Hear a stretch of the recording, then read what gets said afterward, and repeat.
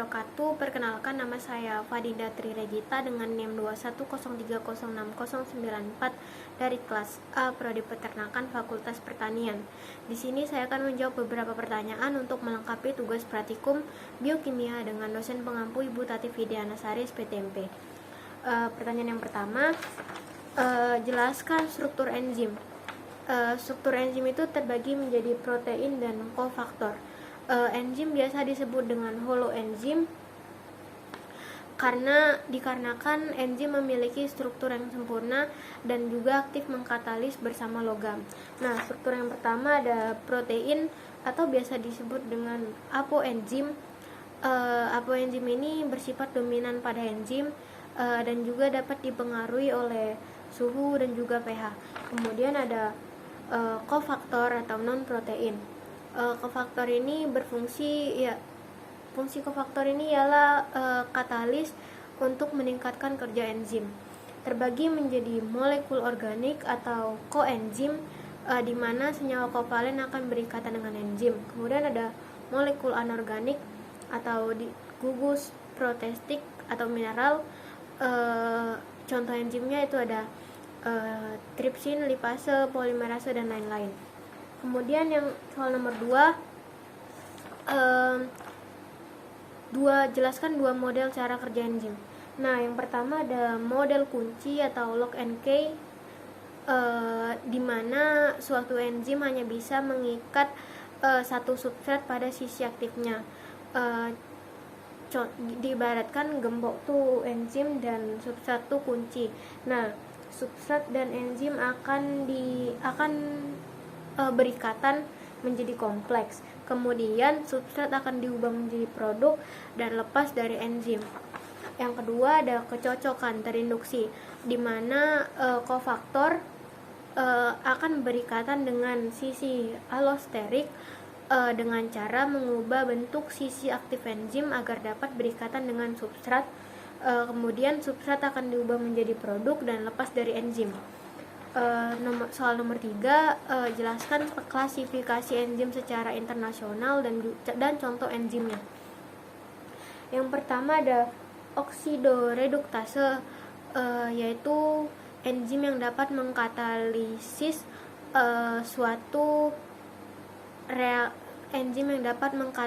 reaksi oksidasi atau reduksi suatu bahan.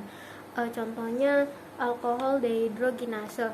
Yang kedua ada transferase, yaitu enzim yang ikut serta dalam pemindahan suatu radikal atau gugus. Contohnya heksokinase.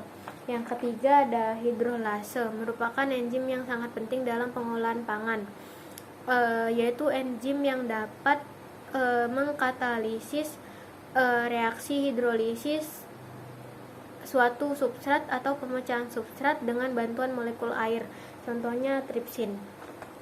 Yang keempat ada liase, yaitu enzim yang aktif dalam pemecahan ikatan tanpa menggunakan bantuan molekul air, contohnya piruvat dekarboksilase.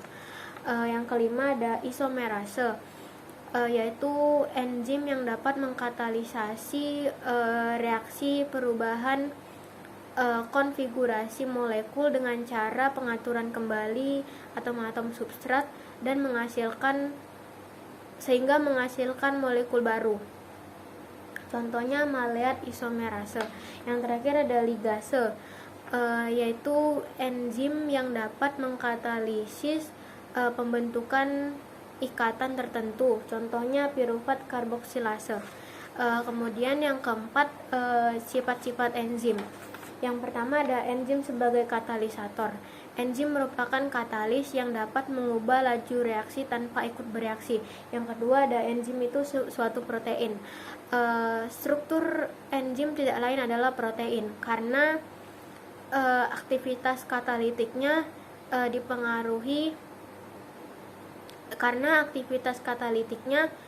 bergantung pada integritas strukturnya sebagai protein. Yang ketiga ada enzim itu khusus. Fungsi enzim itu khusus. Tiap perubahan suatu zat memerlukan suatu jenis enzim tertentu. Misalnya amilase digunakan untuk mengkatalisis amilum sebagai substratnya. Yang terakhir, yang keempat, ada enzim ada yang bekerja bolak-balik. Beberapa enzim bekerja bolak-balik, misalnya enzim lipase dapat bekerja mengkatalisis molekul lemak menjadi komponen penyusunnya, yaitu asam lemak dan gliserol, atau sebaliknya, menyusun lemak dari komponennya. Kemudian yang kelima, ada jelaskan cara kerja katalisator.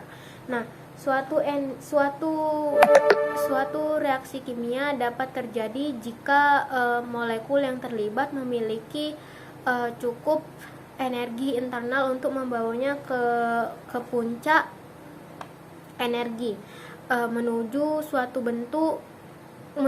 bentuk reaktif yang disebut dengan tahap transisi.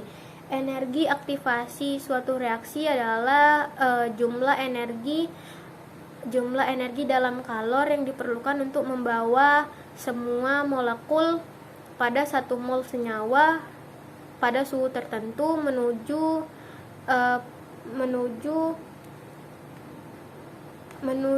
puncak transisi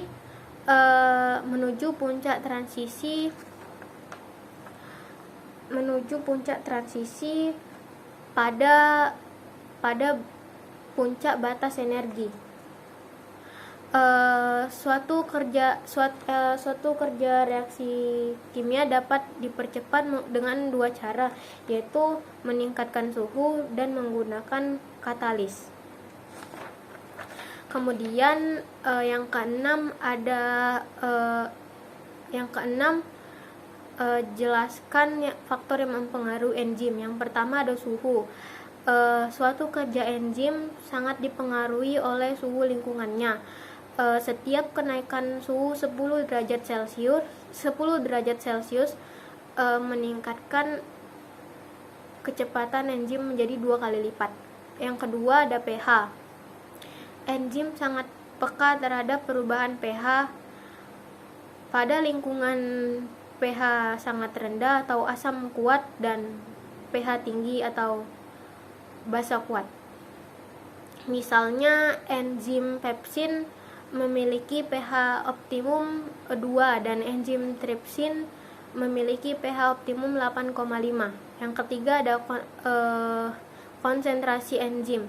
Jika pH dan suhu enzim adalah konstan dan jumlah substratnya berlebihan, maka laju reaksinya sebanding dengan jumlah enzim yang ada. Yang terakhir, ada mekanisme feedback inhibition. Nah, sini ada E1 yang merupakan tahap awal kerja enzim, yang kemudian ada Z merupakan produk akhir, dan senyawa, ada B, C, D merupakan senyawa intermediate.